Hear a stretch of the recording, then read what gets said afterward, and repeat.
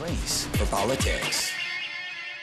The things that are shaking out on Wall Street for you today. And Consumer Reports, this is such an interesting story, has delivered a new blow to Toyota as it works to rebuild its reputation. It gave the company's new Lexus GX 460 SUV a rare don't buy rating, advising it has an unusually high rollover risk. Toyota says it is mystified by the results of the report. Joining me now is David Thomas, senior editor for Cars.com. So, David, the magazine Consumer Reports says that this is because they tested the car in real driving conditions, right?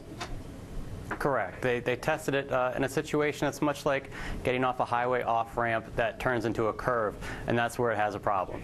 And so they ended up rating it. First of all, explain to us, don't buy. I mean, that sounds so serious that, I mean, here I am, a novice. I think that then the car shouldn't be available for retail, that it has such a strong warning. Don't buy?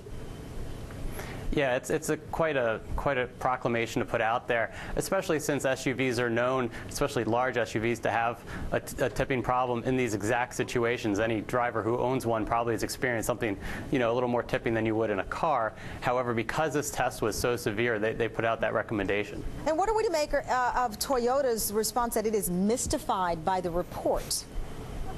Well, I just talked to Toyota a little bit earlier, and they were alerted to this problem last week. They sent engineers to Consumer Reports immediately. They were there on Friday. However, it was raining, so they couldn't replicate the test there, but they're trying to do it and trying to see what the actual problem is. They say their tests are extremely similar, the ones Toyota uses, right, just different speeds and angles, so they didn't experience this problem before the car went on sale. And is this a possibility that we could see a recall with this vehicle as a result of the test by Consumer Reports?